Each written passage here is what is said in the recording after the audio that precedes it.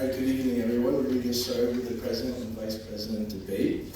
As a reminder, opening statements and closing statements will be made first. Those will be 7 minutes each, followed by 2 minutes to answer the questions posed for each ticket.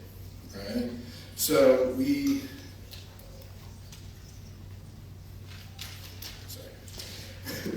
did a random order for how opening statements are going to start. So we're going to start with Ahmad and Nina. You have 7 minutes, and I will let you know when you have 30 seconds, and then when time is up. All right? It's all yours.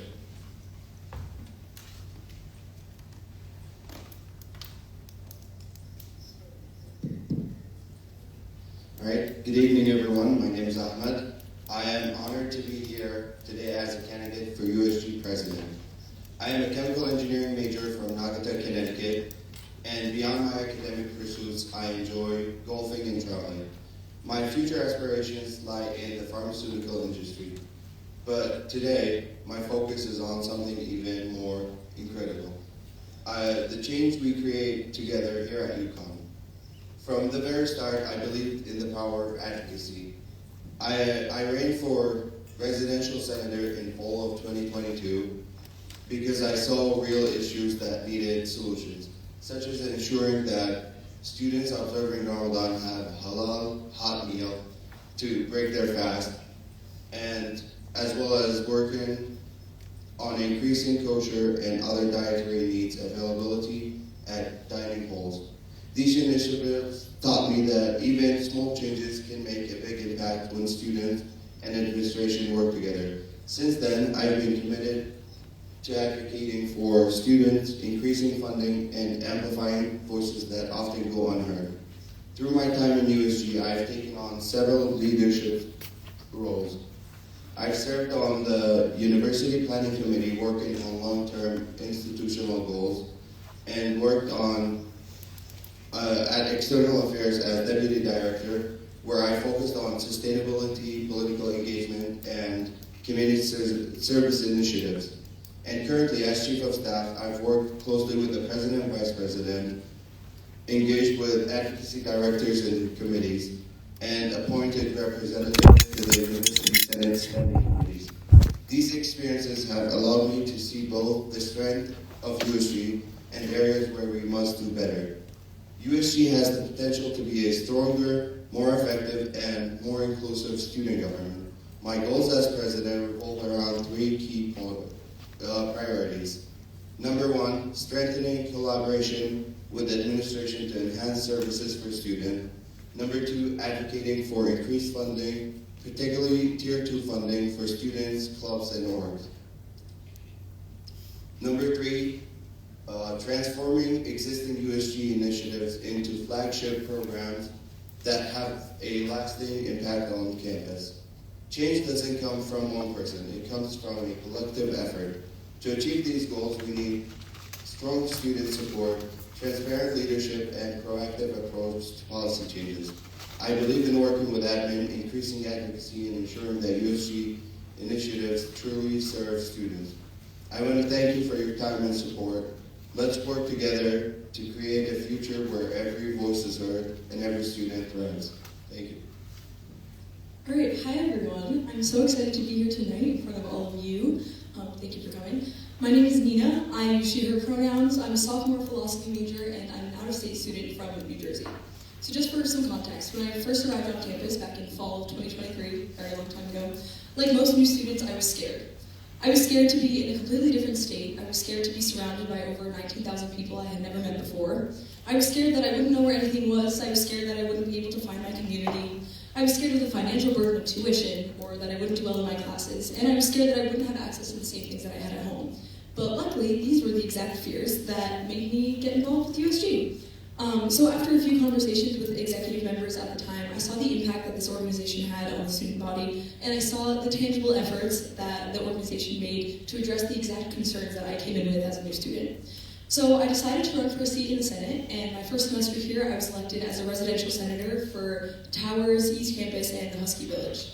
During my time as a senator, I authored legislation on water fountain accessibility and served on the Student Services Committee, which aims to advocate for student sexual health, mental health, and food insecurity on campus.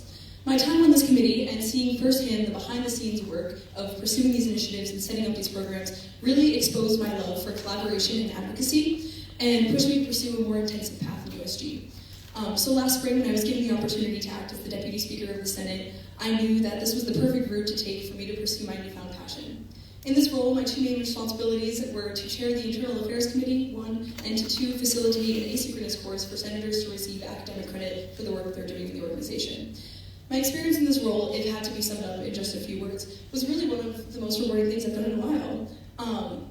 I feel as though I really got the opportunity to give students a voice. For example, just a few weeks ago, I was able to facilitate an internal affairs meeting with over 250 attendees, one of the most attended meetings in USG history. And there, our constituents, general members of the undergraduate student body, were given the opportunity to address the public on our public minutes and vote. And I had just never before seen such an effective and direct platform for students to say their piece and have their voices heard. And I'm so incredibly proud to be a part of an organization that is responsible for that. But I think USG gives another platform too, and that's education. So I actually only first recognized the importance of sharing knowledge and spreading information through my position at Shaw in the Health Promotion Department. I work as a peer educator where I lead a few different types of programs and host events to inform students of substance use safety and risk reduction strategies. And our department's philosophy is that rather than working to prevent students from behaving a certain way or partaking in certain activities, we want to equip them with all of the information that they need to make smart and safe decisions. This spread of information and knowledge is what I think drives individuals to make certain choices and change their behaviors. This spread of information and knowledge is what guides USG in all of our initiatives and provides reassurance to the student body. This spread of information and knowledge is what helped me conquer all of my aforementioned fears. That's why my main goal as the next Vice President is to foster an internal culture that aims not only to advocate for and represent the student body, and not only to fulfill the responsibilities that come with our job descriptions, but also to educate and inform students of their rights, USG's initiatives, and upcoming plans from administration, and to unite as one collective representative body.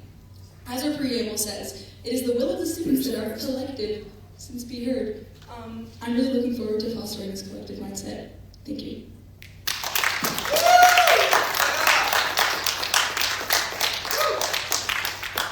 Thank you, Ahmad and Nina. Next is John and Isabel. You have 7 minutes.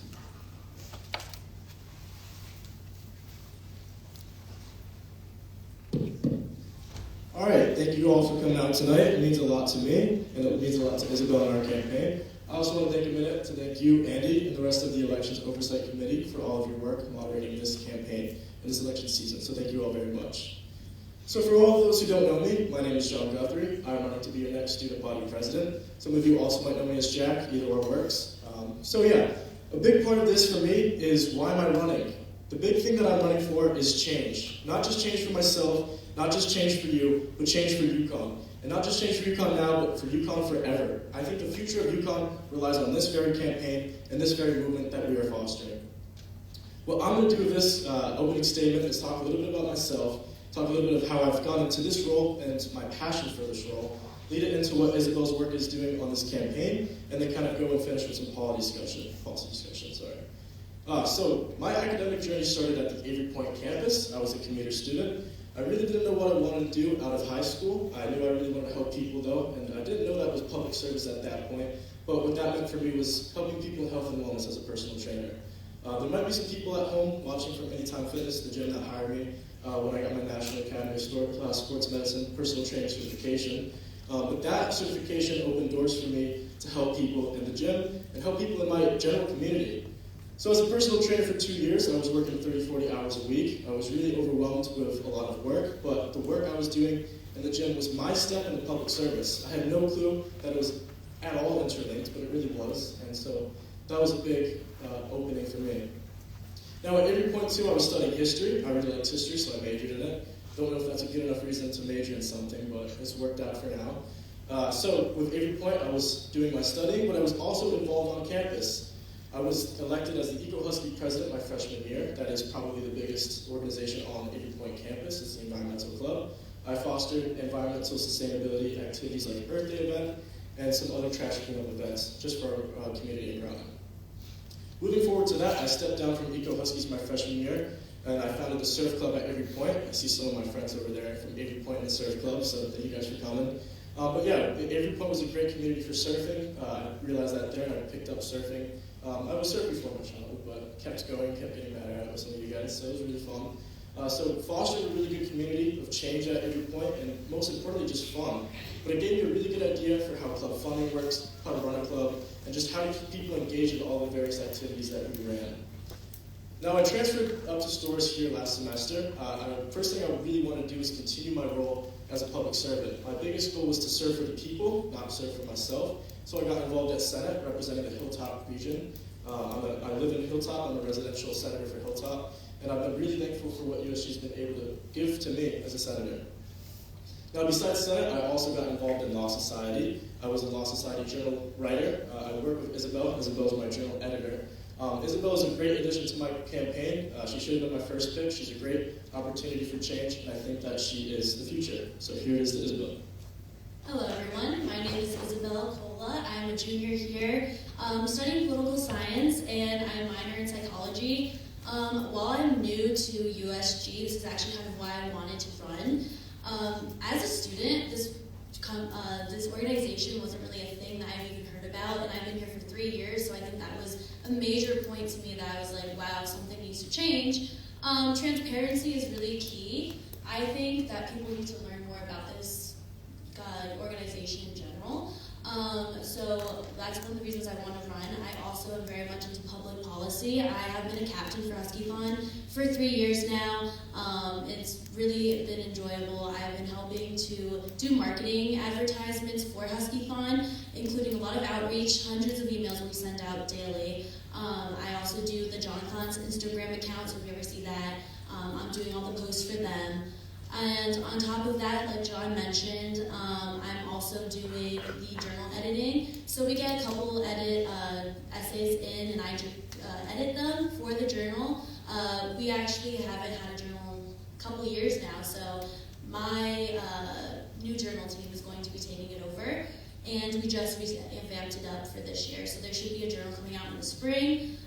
Including that, my time is committed to also being a student worker here at UConn. I work in the dining services here in the USM down the hall.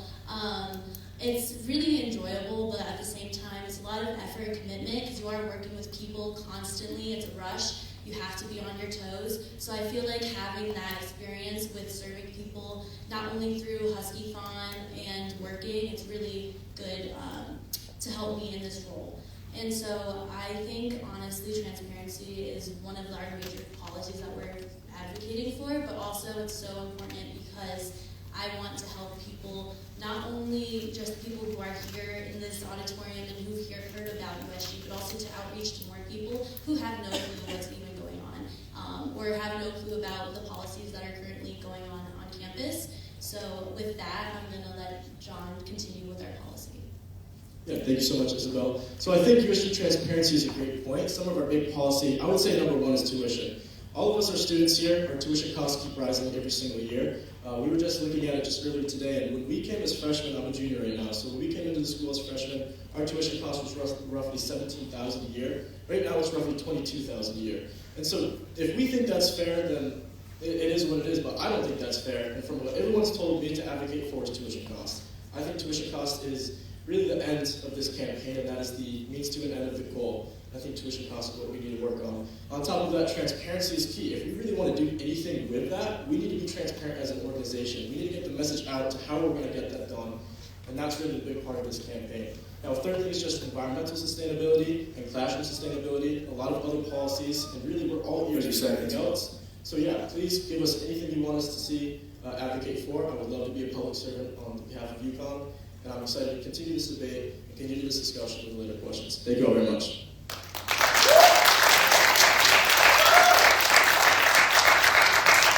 Thank you, John and Isabel. Next up is Andy and Aretha. You guys have the floor.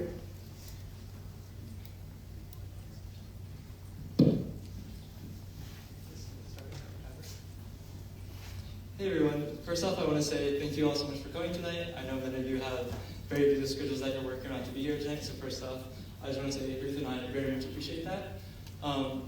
For those of you who don't know me, my name is Andy Zhang. I am a junior studying environmental sciences and economics. I've held a variety of positions on campus. Over the past few years, I've served as a senator for the College of Agriculture, and for the past year, I worked as the Director of Communications for USG. Outside of USG, I've also served in a variety of positions regarding sustainability as a sustainability intern for the past 2 years on campus, also serving as the founder and president of Plant Futures. And I have experience additionally advocating at a federal and state level in a variety of positions. And essentially what I've seen over my 2 years here at UConn is that regardless, there is a need for advocacy and there's a need for community on campus. And something that I think I really want to focus on and build on is kind of creating that community and kind of creating that advocacy for students. Because I think what we want to run on is a campaign that kind of builds that trust and builds that community with students. And that's something that I've been working on the past year as Director of Communications, and that's something that I want to continue to work on as president. Good evening, everyone. Thank you so much for being here. My name is Haritha Subramanian. I go by she, her pronouns, and I'm currently a junior here at UConn. I major in political science, music, and women's and reproductive health on the Master's in Public Policy Fast Track. I've also been involved in USG since my freshman year, primarily as the Asian American Cultural Center ex officio senator, in which I also double as a Pan-Asian Council external chair. I also currently serve as an undergraduate representative on the JEDA, which stands for Justice, Equity, Diversity, and Inclusion University Senate Committee.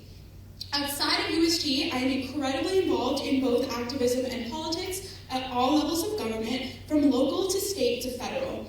I'm the secretary of the Asian Pacific American Coalition in Connecticut, where I actively build solidarity among the Pan-AAPI community in the state, increasing civic education, and collaborating with the state legislature to pass bills that support our community.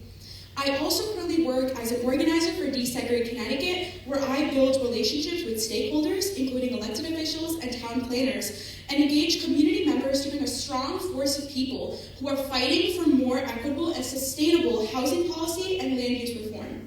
This includes the legislative fight for affordable housing, public transportation, and zoning that doesn't segregate communities, which are all issues I know we care about. Outside of this, I also serve as National Committee Woman for Young Democrats of Connecticut and the youngest elected official in my hometown of Farmington on the Zoning Board of Appeals. I'm also involved in Sanskriti, which is an RSO on campus where I'm a Carnatic violinist and a co-founder of the Women in Politics Club. I am running for vice president because I want to advocate for greater social justice and equity throughout UConn and in USG, increase trust between our fellow peers and the government that is supposed to represent them, and be responsive to student needs so every single individual can thrive.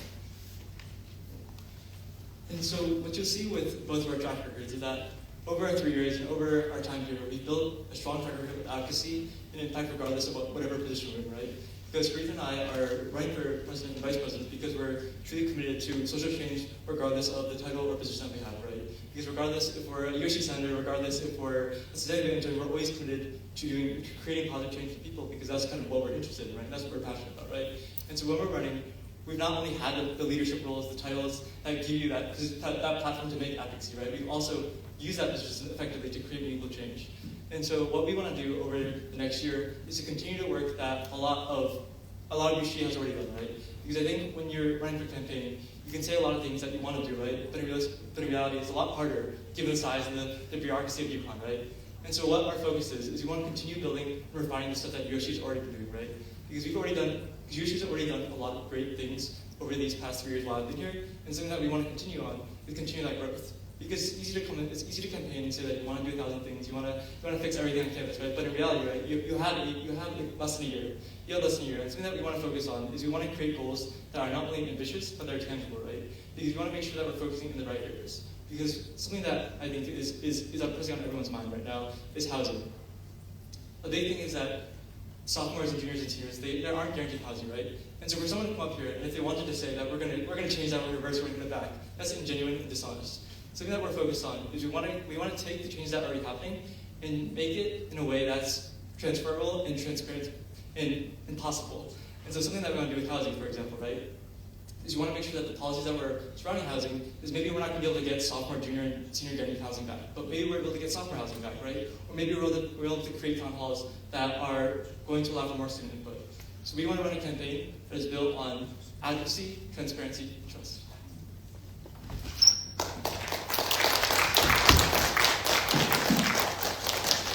Thank you, Andy and Aretha. And lastly, Nick and Smith, you have, hold on, 7 minutes.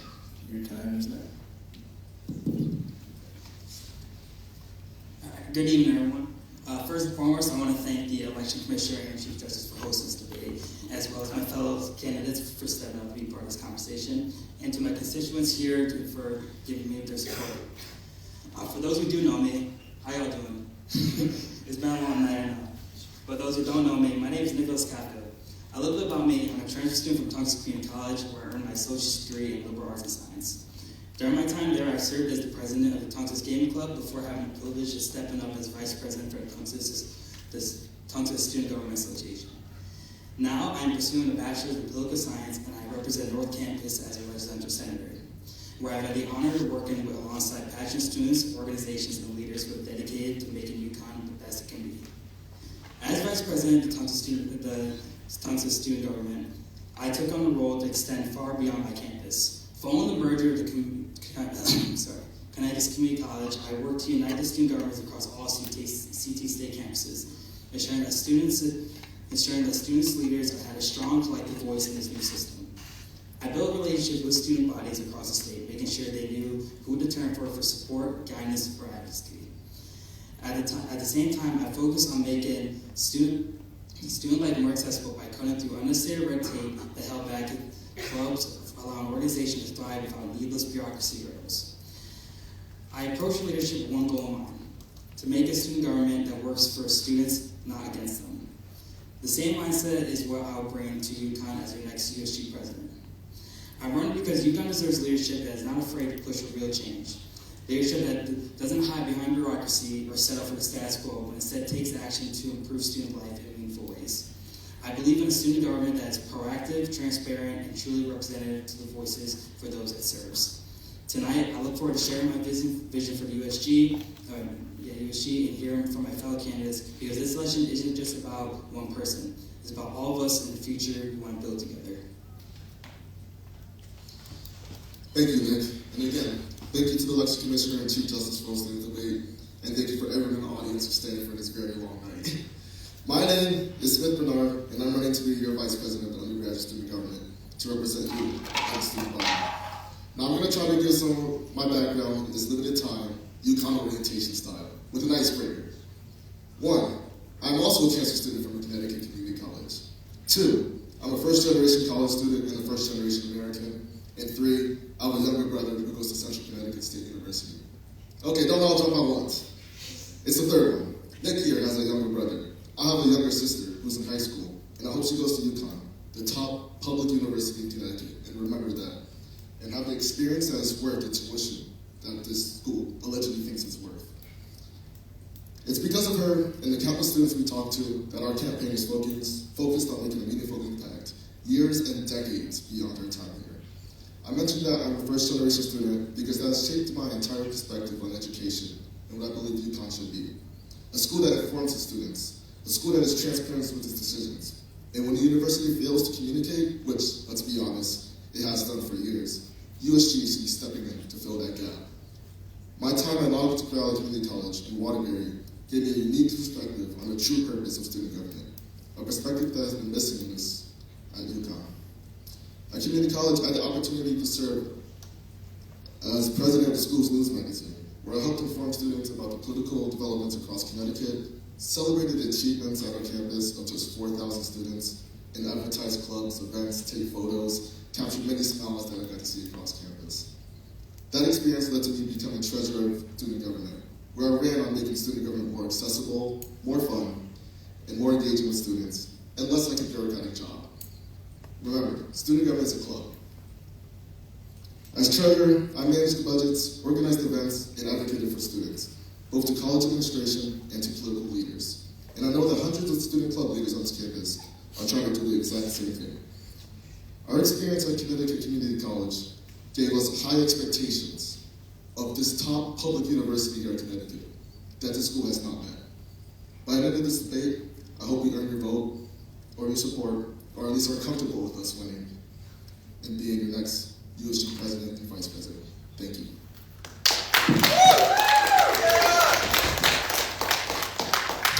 Thank you, Nathan Smith.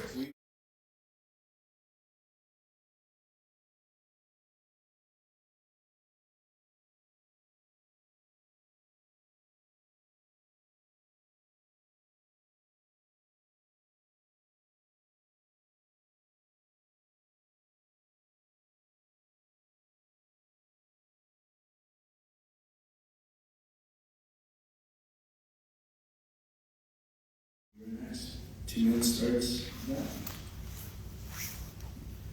So when we have this question about lacking willpower and lacking change, I think a lot of it comes from how you frame it.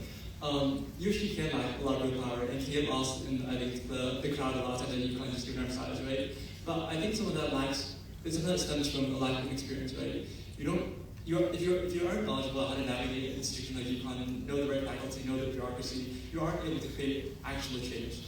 So a lot of what comes and drives into this, I guess, idea of being able to create real change depends on how well you're able to navigate the UConn institution. And something that Rita and I have built on a lot over the past 3 years here is that we've spent a lot of time with administration, we've spent a lot of time with faculty, we've talked with people, we know their challenges, and we know the right people to talk to.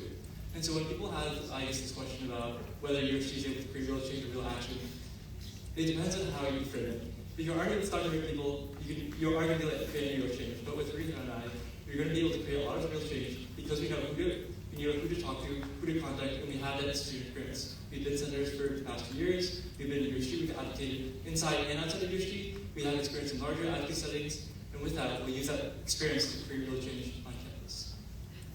Yeah, definitely to go off on a lot of that. I think experience here and understanding almost political strategizing is huge here, which Annie and I have a lot of experience of. A lot of this starts from the Senate, right? You know, senators are representing our community, and they will bring up legislation. And quite frankly, a lot of the things that are in their jurisdiction either tend to be, you know, statements to call for action.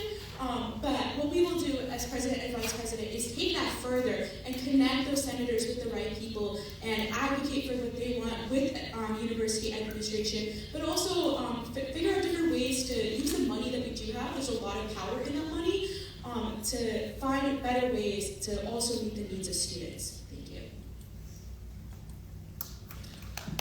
Thank you, Lisa. Next is Nick Smith. You have 2 minutes.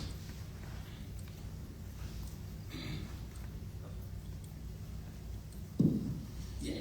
So when you ask the questions, does student government like real power? I understand what they mean by that question. You know, we can't just wave a magic wand and just make something change overnight. But one thing that is really powerful about student government is that, you know, we're here to serve you, and you are pretty much the lifeblood for UConn. Your voices do mean a lot, and frankly, as long as we're keeping transparent with you and you work with us, we'll make sure that, you know, anything is possible. Just like my time as vice president, I was able to establish well communication with the administration because they have year after year has put down the students last while making sure that they were filling up their positions with the people, their friends, and everything like that. From what many of you have seen from the audits that have been done with them, the audits that have been conducted against CD David Community College. But yeah, we do have real power, and I understand where students coming from when they ask that question. I get the floor, Smith. Yes, and I just want to add on a note, there are multiple avenues of executing, whether it's student positions or call to actions legislation brought in by senators, and that we can't go above the university. There are state leaders 30 seconds. that love to see student voices, and if we can show them what students want, then administration will have to listen. There's people who are more powerful than us, more powerful than administration, that we got to connect to. And then again, informing students and senators, what is our constitutional bylaws and our bylaws and our constitution, so people know what are the direct powers of the USG.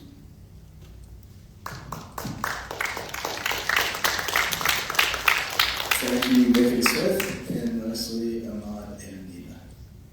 Yeah, so I think when people say that USG doesn't have real power, they're talking about that there's not changes that we see often. But as we know, progress takes a lot of time, and even though we don't see it in our time at UConn, the next generation, the next class after us is going to see it. Like a big example is the food pantry, where we've worked for numerous years, and then a year after the people that worked on it the most graduated, the food pantry was implemented, and it's now very active. A lot of students use it. It's open Tuesday and Thursdays, and so that's like a big change that it took a lot of time, yeah, but it still happened. And then I think another part is using your connections.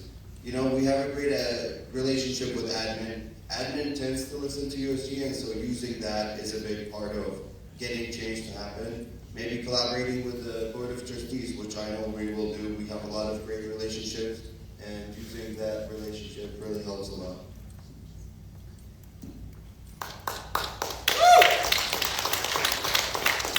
Thank you, Ahmad. Next question is, students with disabilities struggle with lack of cultural support and accessibility at UConn. How would you plan to advocate for these students internally in USG and externally to the administration? Andy and Haritha, your 2 minutes, start now. Hi, so meeting every student's need and making this campus more just and equitable is really the name of the game and honestly the top issue. I already am very, very involved with our cultural center, so I have a great pulse of what students from different marginalized populations need. I'm also committed to doing more research and connecting with students who have disabilities to meet their needs, working with SHAWs. There's so many experts out there who actively work with students with disabilities, including CSD and SHAW and cultural centers. A lot of these issues are very intertwined. And understanding what they need, gathering that data, and seeing what we can do as USG to move that forward. It might start off as a call to action, like I said earlier. We know the right stakeholders, we understand the structure, so we can enact real change. And something you'll see with us is that we're not only saying that we're going to do this stuff, we're done. If you look at all our campaign posts, we have alternative text for all of our campaign posts, so anyone who can't read the text can use a screen reader, right? And so that's something that I think that we're going to continue to do with our posts. And we even have an accessibility bylaw that we have, but we don't really use as often. And so something that I've seen with accessibility, with diversity rights, a lot of that requires a really heavy top-down approach. It's something that we want to really emphasize is working with cross-department. We want to work with the CDO, we want to work with the right departments, we want to work with the right people to make sure that when we're talking about accessibility rights, it's not just one group that's doing accessibility rights, not just one part of UConn that's doing accessibility rights, right? So something that we want to do with accessibility is we want to make sure that regardless of what your position is, regardless of your director, your attitude director, regardless of your senator, everything that you're putting out into the UConn student body is going to be accessible and it's going to be receptive to anyone, regardless of anything. And so our big thing is that we want to make sure that with accessibility, that we're working with the right people and that we're making sure that we're emphasizing a really heavy top-down approach. Where time is up.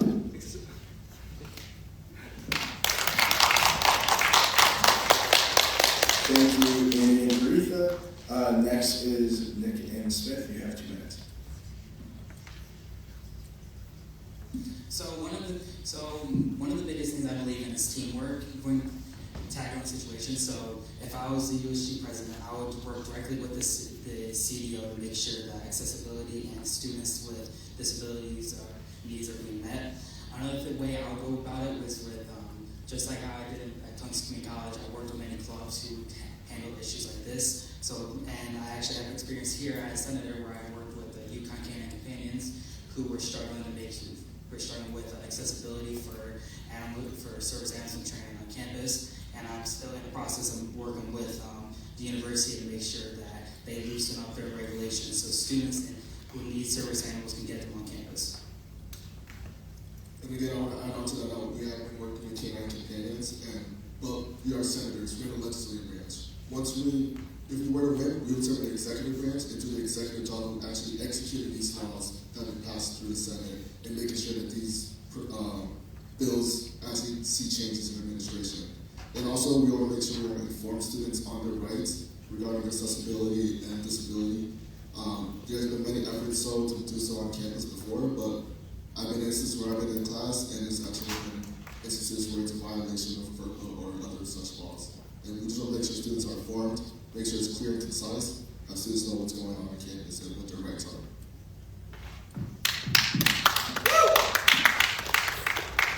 Thank you, Nick and Smith.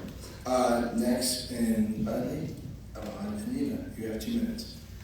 All right, so something that you're all going to hear me talk about a couple more times tonight is the importance of education, and I think it's one of the things that I'm most passionate about throughout this campaign. So I really want to try to ensure that campus-wide departments are adhering to the accessibility guidelines that USG has put out. So far, I think internally we've done a great job. We have documents teaching us or explaining to us the rules and the procedures, and I think that we've done a pretty good job at making sure that we're sticking to all the things, like Andy said, like each department internally is following the procedures. However, I do think that installing some sort of mandate for employees, future employees of USG, to be trained in this could be super beneficial to make it kind of one of our instilled mindsets rather than something that we have to learn throughout the process. I think externally, I would want to collaborate with departments like Shaw, Dining, Res Life, etc. For example, with Shaw, in my position as a health promoter, I've been working closely with Michelle, who's the head of PR, to try to change the playlist font that we use that is completely illegible. So I'm hoping that this is just one example of something that I'm trying to pursue, and I'm hoping that I can collaborate with more departments on campus to ensure this. Thank you.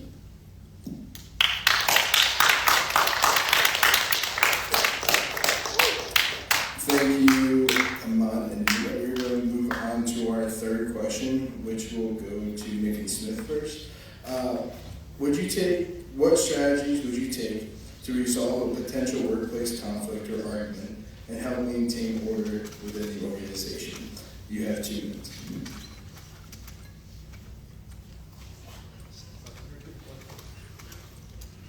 Yeah. What strategies would you take to resolve a potential workplace conflict or argument and help maintain order within the organization? You have 2 minutes.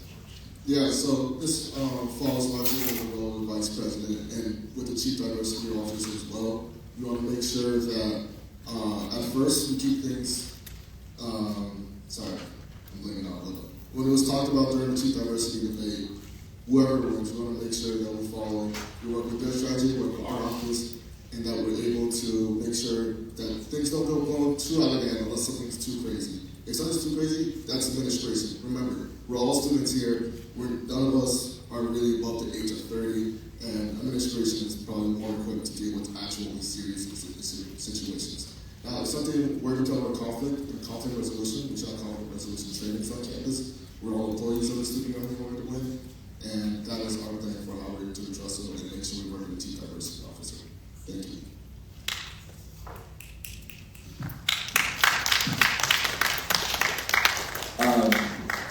My fault. Before we move on, continue this question, I skipped over John Isabel by accident for the last question. So I will repeat the question for you, and then we'll continue on the question that we're on. So students with disabilities struggle with the lack of cultural support and accessibility at UConn. How would you plan to advocate for these students internally in USG and externally to the administration? You have 2 minutes. Well, I think starting off, it's important to get to know who these kids are, who these students are, and that begins with polling, getting a sense of what people need and actually will help them with whatever disability or inaccessibility is not helping with their education is important. So getting a sense of the student body is probably the best way, and the first way that we should go about this on an internal and also external level. And also accessibility is very important, and not just, as other people were saying, with text reading or not having like the right textbooks, anything like that. It's important just to get them to the people financially even. I know with the Husky Book Bundle, it's been an issue. Having the opt-in, opt-out process, it's very difficult if you don't want to have these 5-6 textbooks on your list and you're already having to obligate yourself to it and have to go and take that extra step to take yourself out of it. It's very frustrating for many people. So I think even that in itself is something that will be very helpful for students, just having that option to say, look, we're going to advocate for the people who don't want this, and we're going to be the people who advocate for not just the majority and not just the minority, but all students. Yeah, so I think it goes back to transparency again. Collaboration as well, collaborating with all the administration and USG as well. USG does have support services. We have our OSS director. I think that's a great opportunity and a great position for us to kind of collaborate with other organizations and other cultural centers to keep students with disabilities to have accessibility at USG. At the admin level, again, it just goes back to how much are we going to be transparent, how much are we going to be able to get our message out. So yeah, thank you.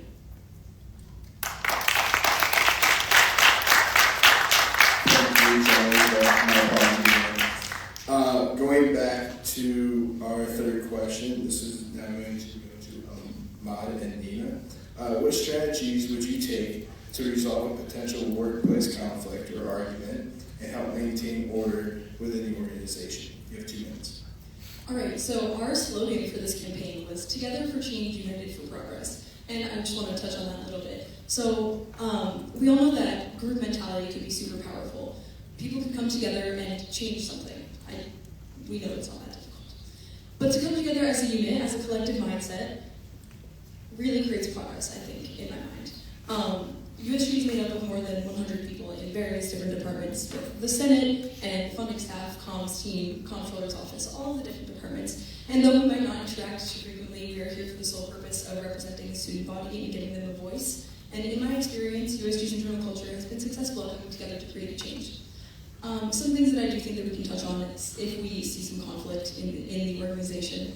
I think really emphasizing the idea that we want to be there and support one another as individuals and not just in our positions could be super helpful for all of us. And, if we do come together as a unit and are supportive of one another, then we can effectively encourage progress on campus. And I hope that as Vice President, I can push an expectation that we are here as a collective. Yes, thank you.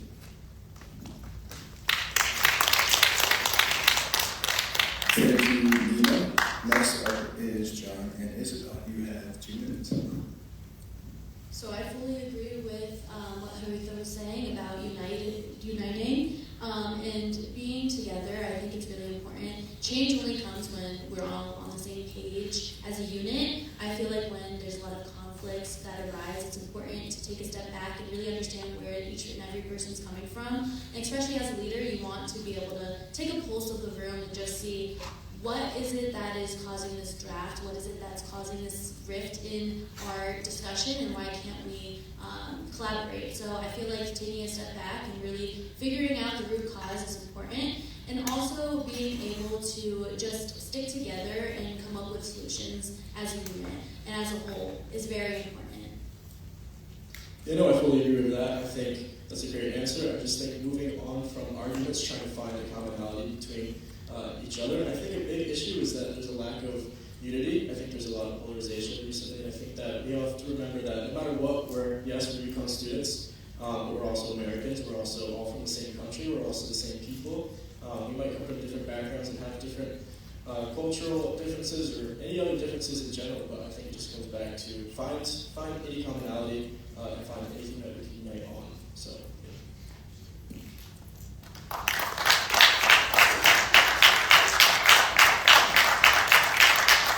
Thank you, John and Isabel. Next, Andy and Haritha. You have 2 minutes.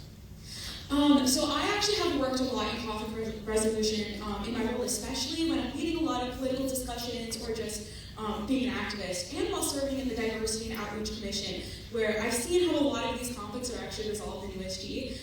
To me, it's all about de-escalating the situation, number one, giving the parties the emotional and physical space they need for safety, that is incredibly important, and also understanding the perspective of all the parties involved.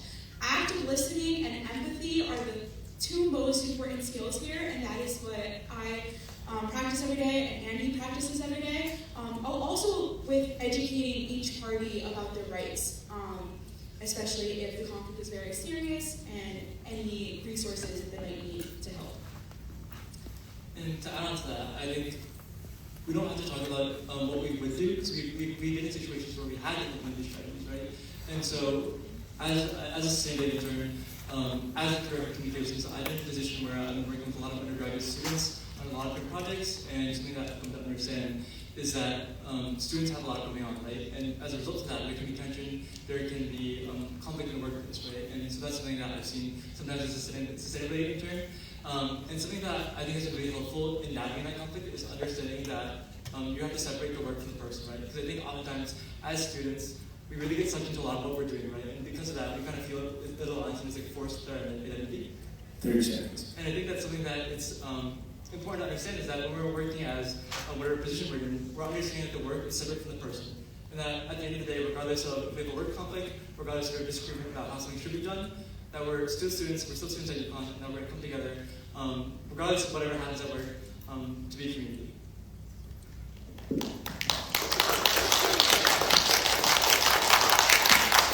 Thank you, Andy and Haritha. Next question will be going to Amon and Nina first.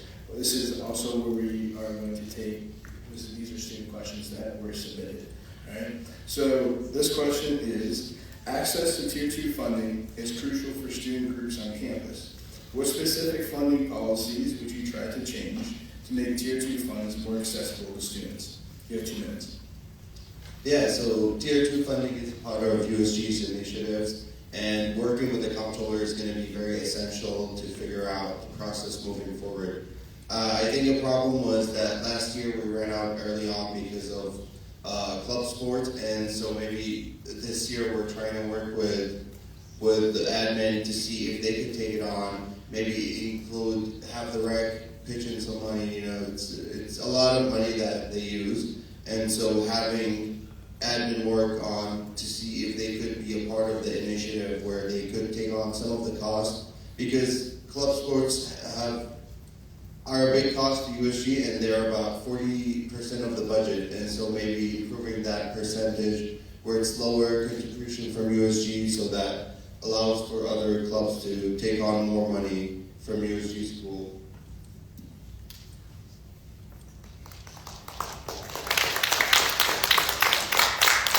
Thank you, Amon. Next is John and Isabel. You have 2 minutes.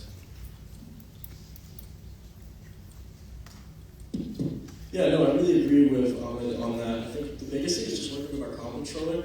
So really making sure that our ties with our controller are super strong and super, make sure our communication is good on all ends of the floor. I also really agree with something that Billy was stating in his debate earlier, which was just moving funding around to different sources. So I think that's a big thing, is just club funding. In some places it's really high, in some places it's really small. And so just making sure that it's equally dispersed all around the organization, I think, is key to making sure that everyone's happy. And at least doing what we can with our budget. I know we are limited, but I think that's a big thing, is just making sure that it's dispersed equally. And I think also to go off of that, because of our budget being small compared to the size of the organizations that we do have on campus, it would be very crucial if we would be able to implement some way of fundraising for USG so we can increase our funding in general across the board. I know that fundraising hasn't been really a big thing for USG, at least it's not been advocated very well transparently, so I feel like if that is also something that is introduced, that would be very helpful for the funding and the budget.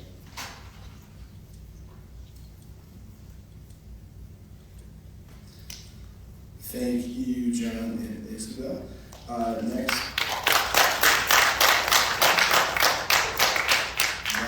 Andy and Haritha, you have 2 minutes. So, in terms of Tier 2 funding, I think the issues that stem from it are twofold. So one of them is, I think, education, and the other one, I think, is our just budget as a whole. I think in terms of our initiatives, in terms of our actual budget that we spend on programming and initiatives, I think a lot of that can be structured to be spent in a more effective way. Something that I think I want to propose is, with our initiatives that are going to be created, I want to make sure that when we're doing these initiatives that they're data-driven, that they're based on a reason that students want them to do it, right? We're not just doing stuff because we've always done it in the past and that's why we're doing it, right? Because that's how student dollars get wasted. The second thing is that with our current budget, I think we've seen that, I think we have been a little bit subject to poor planning in how we spend our budget. Because currently right now, we're on this kind of time crunch where if you've been to Senate, if you've been to these meetings, you've seen that we're trying to disperse as much money as possible before the end of the year. And a part of that is that I think that we have money that can be redirected or restructured to be used for other things. An example of that right now is that as Director of Communications, we had $32,000. We used $8,000 of that dollars for camera, tripod, and mics. We had $24,000 left that we didn't have anything to use for. And because of that, right now what we're spending that money on is sweaters. We're spending $20,000 on student dollars on merch. And these problems can be easily avoided if we think and use our money a little bit more intentionally and plan with a little bit more intention.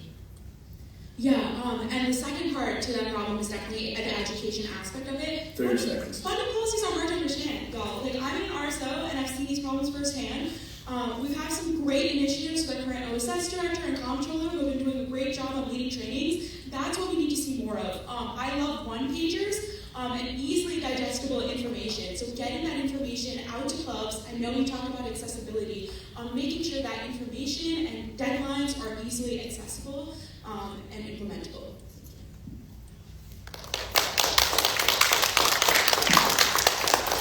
Thank you, Amy and Haritha. And Nick and Smith, you have 2 minutes. So yeah, one of the biggest things I've been talking about this entire time is working directly with the comptroller, because I know the comptroller handles all the funding and everything. But there's 2 things we can do for Tier 2 funding. One, we can further regulate how much money gets pushed out of organizations, or 2, we can increase the amount of funds, or increase the fees so we get more funding. I'm more inclined to believe we can do both. After having a discussion with Brian about how he worked hard with the city to make sure that money wouldn't run out quickly, unlike previous years, I believe we can continue to make sure that the funds don't run out and make sure that clubs get the funding they deserve. And again, outside of that, this is not only related to Tier 2 funding policy. With the way things are going now, we're going to be talking about Tier 2 funding 20 years from now, 30 years from now. And so we want to make sure we have a long-term plan for this, and that we want to work with clubs to get funding outside of Tier 2 funding. Whether that's working with Ignite and with the foundation, making it easier for clubs to get outside funding, whether from alumni networks, from their clubs, or helping clubs understand how to fundraise on their own. We want to make sure, and also, as I was talking about earlier, working with other departments on campus, like the rec center, to make sure clubs are getting funding through other means outside of Tier 2 funding. Because at the rate things are going, Tier 2 funding is about 50, 60, 70% of our budget. We want to make sure we're long-term thinking about how we want to keep this going in the future. Thank you. Thank you, Nick and Smith. We'll be moving on to our next question. And John and Isabel, you will be first. Why do you personally care about this role? And what sets you apart from your opponents beyond your platform? You have 2 minutes. So I think, like I said before, I really had no clue if I was meant for public service. I would say personal training is definitely one of the more interesting ways to kind of step foot into politics. But what I saw from personal training is it was the good part of politics. It wasn't me advocating for anything but the people, and I was helping people really in health and wellness, and that's something I want to carry through for the rest of my career. I am pre-law. I have a history major in honors and a poli-sci double major to get into public policy and law school. A big part of law school is just getting into the health law field. I really want to continue my inspirations on health and policy. And I think that this position, what sets me apart is that I have real-world experience with real people. I have real experience working with upper administration. I have experience getting people out to vote this election season in the Mansfield campaigns. I've done a lot on campus. I have a lot of student roles. And I think that what sets me apart really the most is that I do personally truly care. This isn't for me. This isn't for my own future in law school. It's for my own experience. And it's for all of you to come with me on this experience to see what we can do in the future. Yeah, and going off that, it's really a role for me that I feel very strongly about. I really just like helping people and talking to people, getting to know the campus more. And I feel like as a leader, you need someone who wants to advocate for the people and just get to know people, like even on a personal level or a more like political level. Not just so much as I'm gonna be a vice president and like a status thing. It's really just to be involved on campus for, and I have involvement. I do have that real world experience working with corporations, working with people, working the dining services. I talk to a lot of students every day, and just being able to get out there and actually make real change. I know a lot of people just say that they want to do things. Like I actually want to do action, not just say I want to be the one to promote things for the students.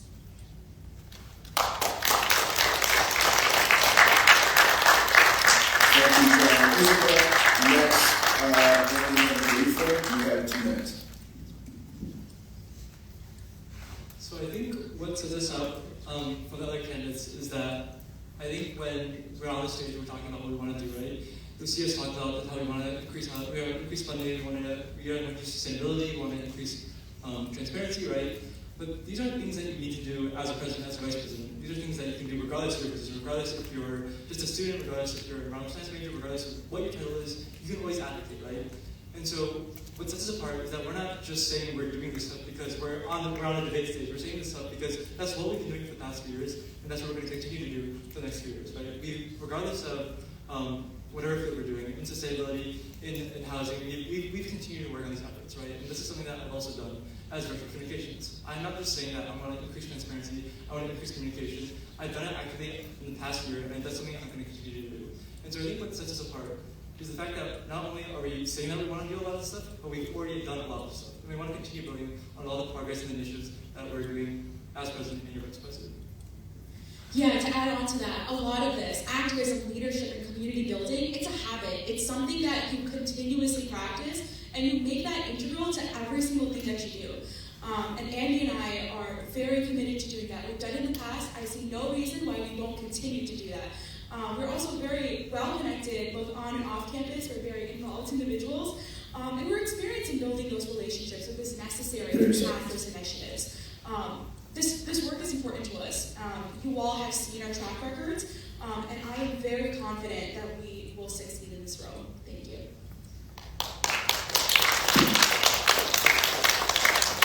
Thank you, Andy and Aretha. Next is Nick and Smith. You have 2 minutes.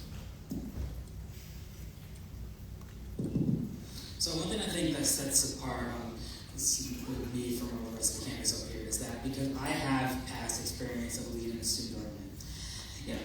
At Tungsten, we didn't have an external affairs committee, we didn't have an internal affairs committee, we didn't have a student services committee, and we didn't have an academic affairs committee. And even our student government was a soup operator. We had to control and make sure everything ran smoothly to make sure students' experience was exactly how we envisioned. Make sure that students can have an experience just like at UConn, but at a smaller level. And I hope to take that experience to here to UConn to make sure that we can further enhance the community here in UConn and make sure that we can have a thriving campus for all organizations as well as other members in the student government as well.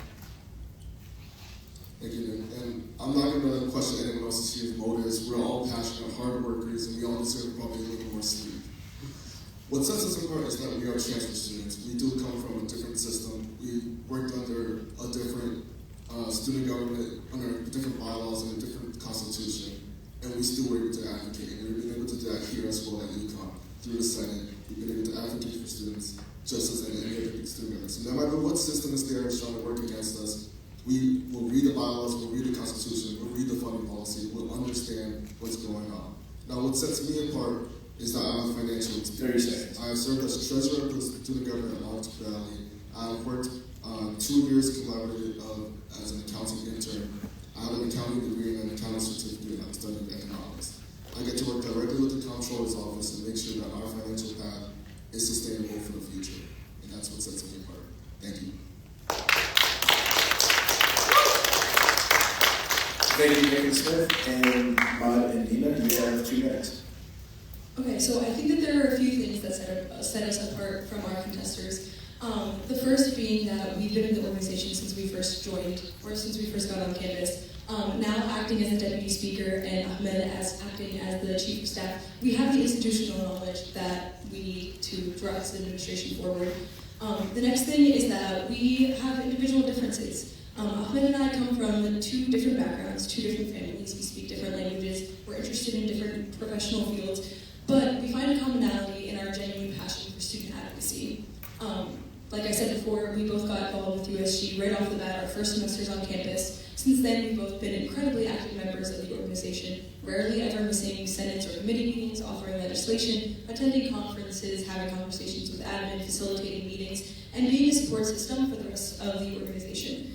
So I think the fact that we can recognize our mutual love for being a voice allows us to use our differences to provide multiple voices and multiple perspectives on student concerns, and this different opinion is what sets us apart from our contesters. Thank you. To continue on, as Nina said, we've been a part of USG for the past few years and have gotten to know the organization and would want to take it to its full We've also built a lot of great relationship with admin, and I think that takes a lot of time to build. And so getting into office with that relationship would save us a lot of time and would put us ahead. 30 seconds.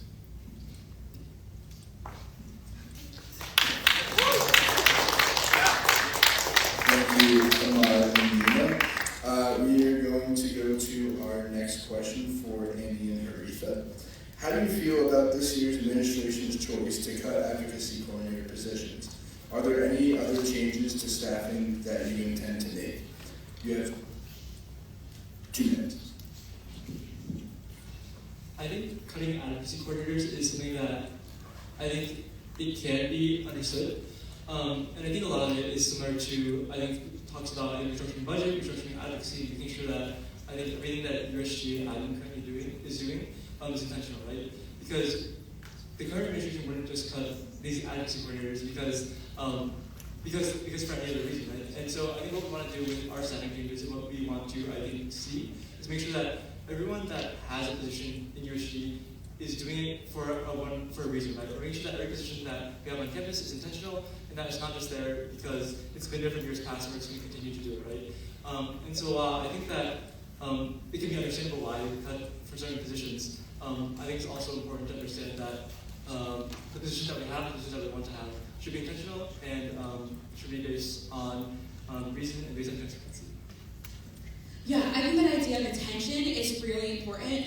And I think we are committed to that too. You know, if something seems like an unnecessary expense, even though we've done it for a while, we're okay with cutting that out. I'm not saying that we will remove more opportunities for jobs, but sometimes there are ways we can use that money for better things. I know I've heard from students that they want more RSL funding.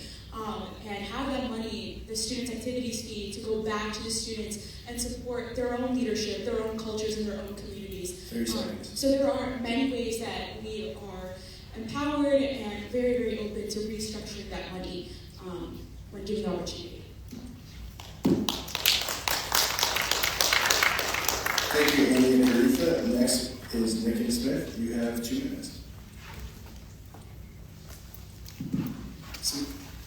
So with the recent cuts, one thing that Smith and I have been campaigning for is something that will handle this problem. We decided that we were going to take matters in our own hands and we wanted to commit to hold a weekly or even bi-weekly, whatever is available for information town halls, because we believe that students should have complete transparency to what goes on in UConn, whether it be anything from, why is there construction going on, why is there, lack of, bus routes, why the bus routes keep getting closed. I feel like the USG can be perfect to making sure that they can go directly to act as a resource hub to make sure that students are well informed for everything that happens on campus. Yeah, and this kind of goes back to the last question of why we're different. And we come from community college where we see a student government where it's supposed to inform students of what's going on campus. If you have a question what's going on, administration, they're not going to read your emails. We're going to read your emails. So you should be able to come to us, ask what's going on, and we should be able to reciprocate back to you and tell you what's going on. Inform you what communities going on campus. This school has existed for over 100 years. There's lots of communities going on campus that students don't know about. There's a transportation committee that have any complaints about what's going on with bus routes on campus. We want to inform students what's going on, and if you have any questions, you should be able to come to us.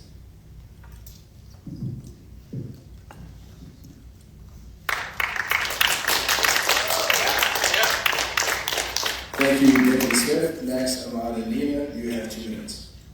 So cutting positions was an essential part of the administration's plan to improve USG structuring and cut costs as budget constraints were a big part of coming into office. And so I think working on restructuring is always a good thing. If a position is not doing its maximum potential, maybe changing it for a different position, or reworking the structure so it's that the directors are now taking on more work where they're able to benefit the organization much more than having an advocacy coordinator who's not completing the full potential of the job itself. And so it's always essential to know what you're going through, know your constraints, and that helps a lot into having a productive operating organization.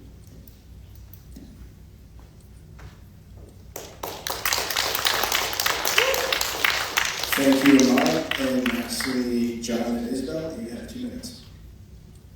Yeah, so I don't want to put my opinion on it because I really don't agree or disagree. I think it's restructuring that has to happen for the organization to continue to be fluid, and I think changes will have to be made throughout the whole course of our time here at UConn. A big thing with our campaign that we want to promote to all of you is just more transparency with what USG and what UConn is doing. So I think having weekly or even at least bi-weekly emails and just newsletters that are sent out to the students on just updating on where our money is going, what are we doing, and all the changes being made to the organization. I think that's key, just so we all know what's going on and what positions are being changed. Yeah, and going off of that, I feel like it's really important just to know where our money is going since our tuition is so high. That is something that I feel like is important. I know I see construction happening all around campus all the time. There's always those roads closed off and like you never know what street you're gonna walk on to get to class. And you don't really know like why that's happening, and I feel like that's important, something we should all know about. So I feel like just being transparent and having that information, like, hey, we're doing this construction, and half of your money is going to this, or a quarter, or whatever it is going to this event or fundraising structure. I think that's important to get to know in general. And also, UConn is a very big sports school, and we love our basketball teams, but I feel like we also at some point lose sight of our education. I feel like students get put on the forefront of that, and because of that, a lot of the funding does go to the sports. And I feel like as president and vice president, the two of us will work together to reallocate that money in a more effective and efficient way to be more equitable.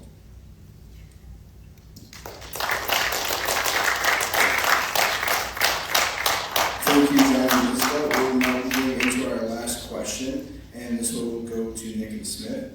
How will your administration work with the committee formed regarding the referendum to ensure all students feel represented, heard, and safe? Nick and Smith, you have 2 minutes.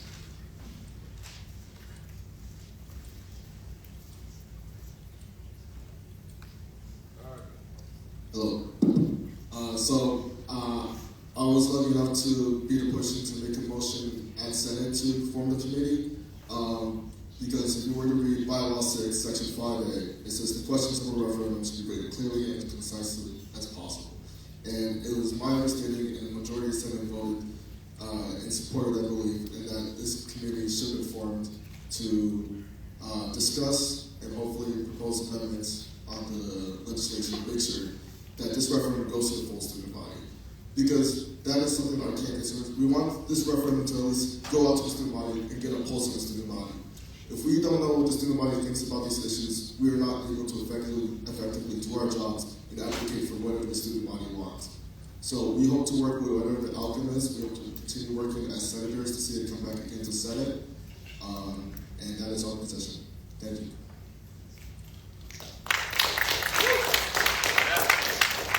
Thank you, Smith.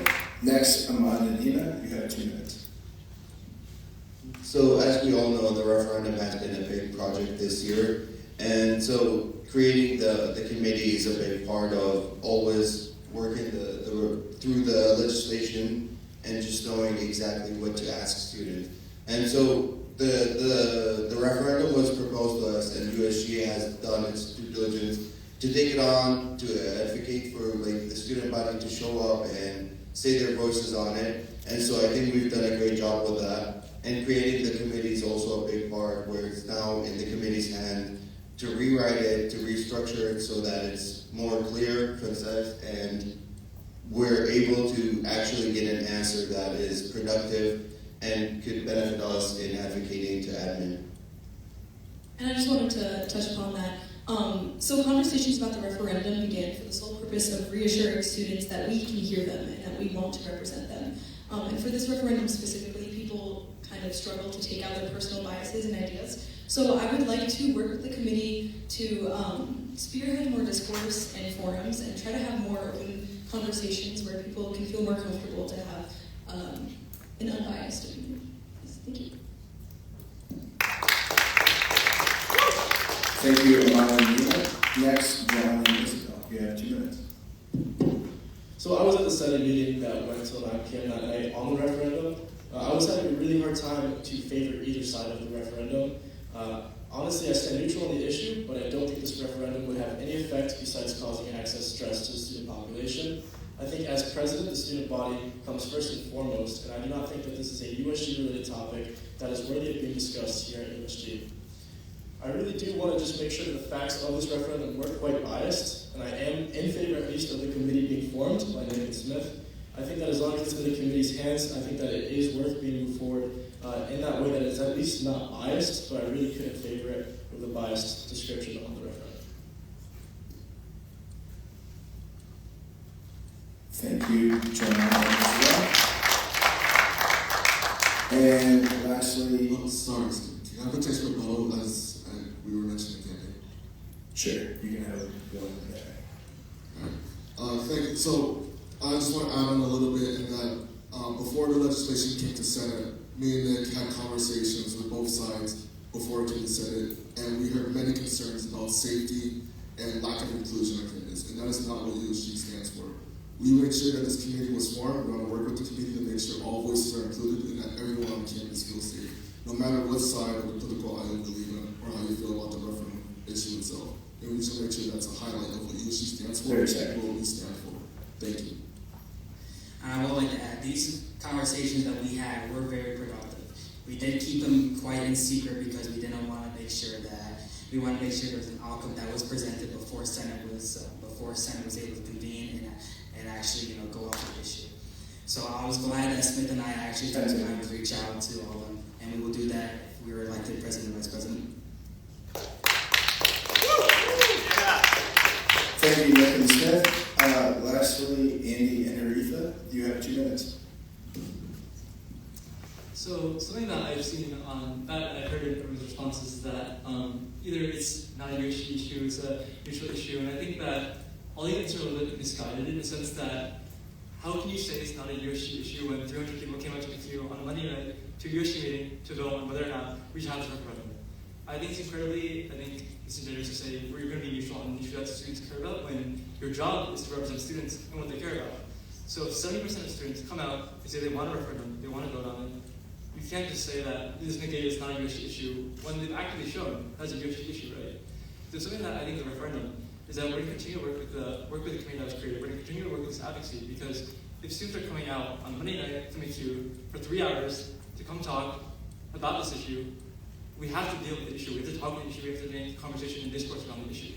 So I think that that's something we're going to continue to work on as president and vice president. Yeah, to add on to that, I also want to destigmatize the word bias. There's nothing wrong with students standing up for what they believe in, standing up for human rights, being an advocate, and really getting involved with USG. I was proud to be a sponsor of this bill and to really champion it through the Senate. I was striving for it to be passed that night, and I already had been working with student organizations to help write and hopefully pass the referendum.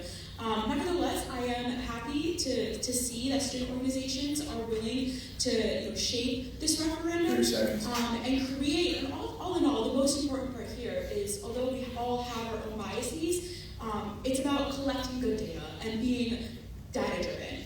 And the way to do that, it's a simple statistical principle, is to create questions that are the most effective in understanding the pulse of the students. So at least they're posed in a neutral way. Thank you. Thank you. I would if I have the opportunity for that. You weren't mentioned, so I cannot allow you to have your That's okay, thank you. Next, we will be moving on to closing statements. Ahmad and Nina, you have 7 minutes.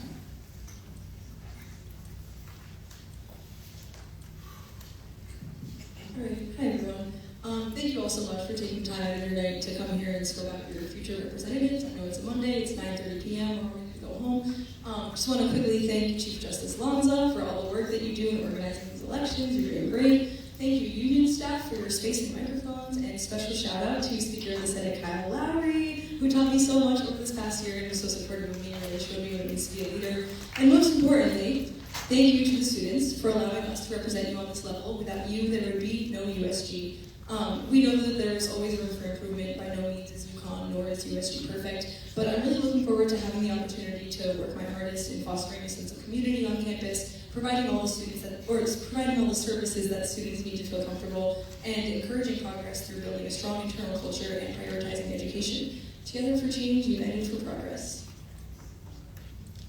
Thank you everyone for coming out. It's a long night. I know you guys gotta get sleep tomorrow. If you have an 8 a.m., that's really bad. So, go get some sleep and relax.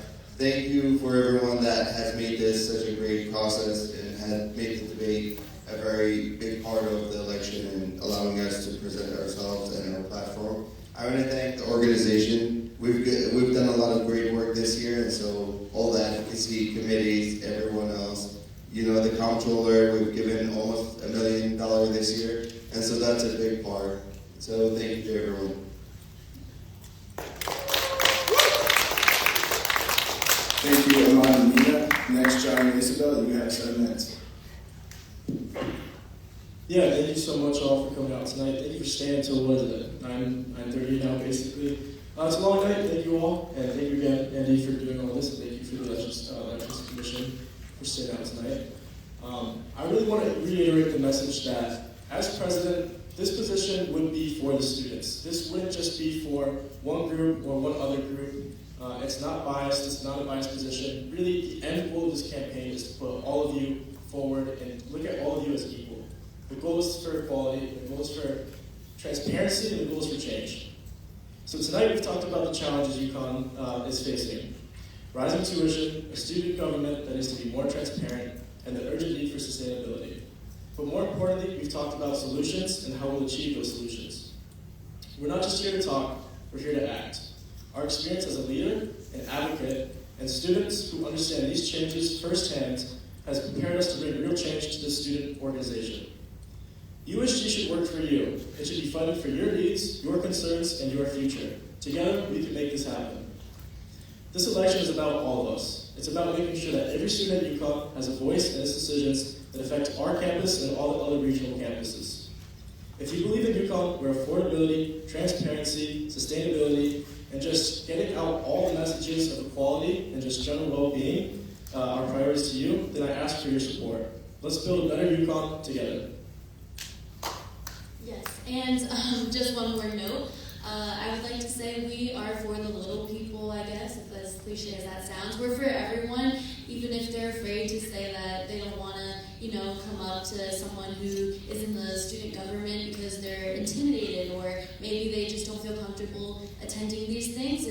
We want to be the advocates for everyone, and we want to make sure that everyone's voice is heard, regardless of major, minor, whatever they're doing and whatever club you're involved in. So thank you again for being here tonight, and we really appreciate your support. Thank you. Thank you, John and Isabel. Andy and Aretha, you have 7 minutes.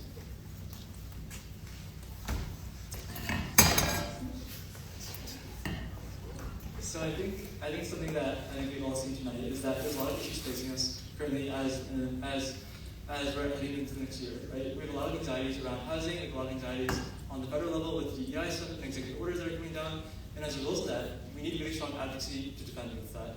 And we've talked with cultural centers, we've talked with administrators, and something that they're scared about is how Trump's executive orders will affect them, right? And so something that I think is important to note on is how we'll advocate against that, right? And so if you want someone to defend against these federal DEI rollbacks, this banning of examples of like climate change, you need someone who has a track record of experience and someone that has been in spaces who've advocated on these levels and advocate successfully, right? Because we're not just saying that we want to do all this stuff. We've actually accomplished it, and we're going to continue to build on the work that we've done over these past 3 years. And so something that I also want to touch on is, in addition to advocacy, we're also knowledgeable about the landscape of UConn, right? We're not misunderstanding how administrations run places. We're not misunderstanding how UConn runs as an institution. We know how to create effective change on a campus as large as UConn, right? And so something I want to touch on is through our policies. Our policies might be a little bit more general, might be a little bit big, but part of that reason is because we're knowledgeable about how we can create change on campus, right? We can't come out here and we can't promise that we're going to change the book bundle. We can't promise that we're going to make housing come back, right? Because there's people that have been working on it diligently over the past year, and they've tried, and they're going to continue, and we're going to continue those efforts, right? And so with our goals, we want to make sure that the change we're achieving on campus is not only measurable, but is also tangible, right? We don't want to promise something that can't be done. And I think that's something that we'll continue to advocate for as your president and your vice president. The last note I want to touch on is that we're knowledgeable about how USG functions and its issues. As people who've been in USG for the past 2 years, we know the internal issues, but we also know the outside issues. We've been members of RSOs that are outside USG. We've heard a lot of fun issues that a lot of other students go through. And as a result of that, we know how we can create collective change. And something that I think that you'll see, right, is that some of the policies that are presented don't come with that same knowledge. There was one policy I read the other day that said creating a USG newsletter. There are certain things that have been already, there are certain things that people are advocating for that have already been created. We already have the USG newsletter. And so with that, we're going to continue with our institutional knowledge about USG as a whole, about UConn as a whole, and continue to use that knowledge to further advocate for change. One of the first things that we will also do is, be present. We want every single student, or 99% at least, we want every single student to know who their president and their vice president are, and who is representing them.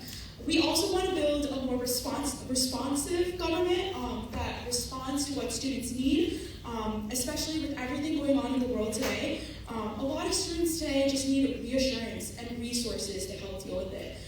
In the end, being actively present is what builds trust, and people aren't just going to trust someone that they don't know.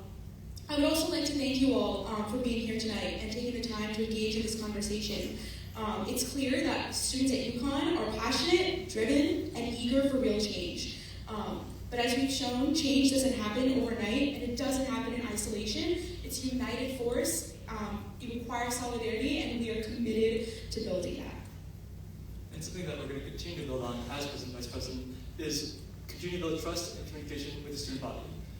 Something that I've seen as a director of communications for the past year is that students have a real big issue with getting in touch with USG officials and getting response to questions. This is something that I want to continue to do, is work on our communication with the student body and how we're communicating with RSOs. Something that we want to implement from the day one that we're in there is having an open door policy where regardless of if you're a student, regardless if you're a USG official, regardless if you're an RSO member of the board, you always have access to the president and vice president. You will always be responsive. We want to make sure that we're always talking and being there for students. Because something that we've seen over the past year is that cultural center directors, student leaders, they've all had issues with communications. They submitted a funding request, they got it denied, and then they can't get funding because no one's responding to it, right?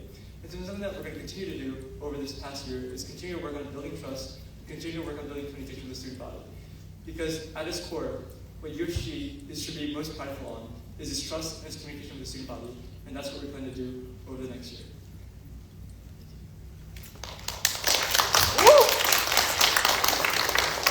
Thank you, Andy and Teresa. And lastly, Nick and Steph, you have 7 minutes. Thank you everyone here for staying here for a really long night, but I'm going to be really honest, I wish it was a little longer. I wish we could talk a little more about policy and be a little more specific, maybe a little less vague, because if you were to look at Instagram, you see our policies and you see how we plan on doing it. We have advocacy directors that we plan to work with, that we want to see stuff get done. And honestly, we say that, we put that out there because we're not afraid to fail. We're not afraid to put out what we want to do specifically, whether it's see more syllabuses in our syllabus repository system, have our Husky CT courses accessible at least a week early. We saw this at community college. Why should we not see this at University of Connecticut? Promote a tab where you can see, have a better understanding of how much your course materials are before, so you can make an informed decision whether you want to get the Husky book bundle or not. And then also expand the Husky book bundle too, work with Barnes & Noble to hopefully have more goggles, lab coats, other stuff potentially. We should be bold, but we should also not be afraid to fail. We can do both. Again, I want to talk about advocacy too. This is just some of our policies, and if you want to see more, check out how we're if you want to see how we're going to do it, check out our Instagram at nick.smith.usg.2025. I know it's a mouthful, but just search it up and you'll probably find it. And again, on advocacy, we want to advocate for an extra undergraduate student on the Board of Trustees. We have one student representing 20,000 students. roughly 20,000 students. A second undergraduate student trustee would represent the growth in the student population over the decades, and that will lead to long-term, decades-long impact on advocating for student body for years. We also want to work with Connecticut political leaders to audit the state of the University of Connecticut. The same way they audited the Central Connecticut State University, they found thousands of dollars of fraud. I'm not alleging anything, but we should at least be more transparent on how our university's funding is done. USG does not have that ability to audit the University of Connecticut, but state political leaders, once they see students have the same concerns that they do, they're going to be working with us. We also want to collaborate with other student governments. That's how I first met Ned. We went to different community colleges, but we met together. We all had the same goal of getting more public money for our state community college, for our community college. We worked with the state university as well, but guess what? We also sent an email out to UConn, didn't hear a response back. We did not have the opportunity to work with UConn, and we want to make sure we set the leader as the top university in Connecticut, work with other schools throughout Connecticut, make sure that we get the public funding we deserve. And lastly, we want to again reform USG. We understand the constitutional bylaws, and we see many flaws. You're allowed to hold multiple positions throughout student government. The current constitution says you're not, as a member of the governing board, are not allowed to serve in the Senate, but that allows for many other opportunities for one person to hold multiple positions in student government. We want to make sure students have as many opportunities to serve in the student government as possible. We also want to recruit and retain. At community college, I served as treasurer. I reached out to first-year experience classes. I reached out to university classes. I reached out to clubs, make sure we recruit people to come to Senate. I wish for 50, 60, 70 senators at our Senate consistently. I think it's honestly a bit of a shame that we have so few senators, so few students involved on campus. You tell me there's only about 30 students who are actively involved enough to run for Senate and be the voice of all students on campus. I don't think that's true. And again, just like we talked about earlier, being a resource hub. We want to have town halls where students are able to come to this very student unit here, have any concerns, any questions, and come to us, and we can say, hey, I have an answer for you right now, or come back next week, I'll have an answer for you then. And last thing, we want to have a legislative tracker. Senators, we have a role and responsibility. We saw this at a very important Senate meeting regarding the referendum, and students should know how your senator had voted on specific motions. Yes, you can see in a minute if someone voted against something, but you should see whether someone voted for someone or just chose not to participate because they're shy or whatever. Because that leads to competitive elections. You can be like, this senator does not represent my values, I want to run for that Senate seat, and it's all about getting more students involved in the process. But that's just some of our policies. Check out the rest of our announcement, and I'm not going to hand it over to Nick to talk about the rest of our closing statement. All right, thank you, Smith, for all of that. I'm glad to have you as my running mate. So Smith and I believe we're the right people for this job. Me and Smith have done a lot in the last couple of months to make sure that UConn can thrive and make sure that students are well represented. I'll give you a couple of examples of what Smith and I have supported. So when the USG rejected a budget proposal to upgrade water filter station and 13 residence halls, we were the only few senators to oppose that decision. And you cannot even check to see what senators voted to remove those, to vote against allowing the USG to fund for those water filter stations. Another thing we did is, a couple other things too, is that we also worked with a call to action to make sure that the university would cover the cost to make sure that water filters are upgraded. When UConn communities reached out to USG for help, no one stepped up, and it took Smith and I to make sure that their needs were being met. We want to make sure that the student government is run to make sure it's for the students, that it's directly for the students. Any excuse to say that the students should be disconnected with the USG in any way is a lie. And if any candidate is to mention on the campaign trail that it's a hard time making sure that students and the USG can be well connected, I believe they're completely misinformed. We come from community college, and we were able to make sure that that our student governments are able to use us as resource hubs as we bring here. So March 4th to 6th, we hope that you can vote for Smith and I to become your next USG president and vice president. Thank you.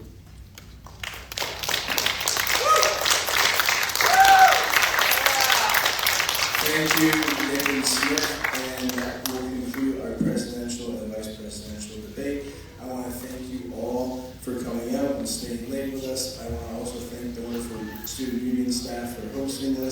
I just want to thank all the candidates that participated in the debate today. Remember, voting opens up March 4th at noon and closes at March 6th at noon. Enjoy the rest of your night, and thank you all for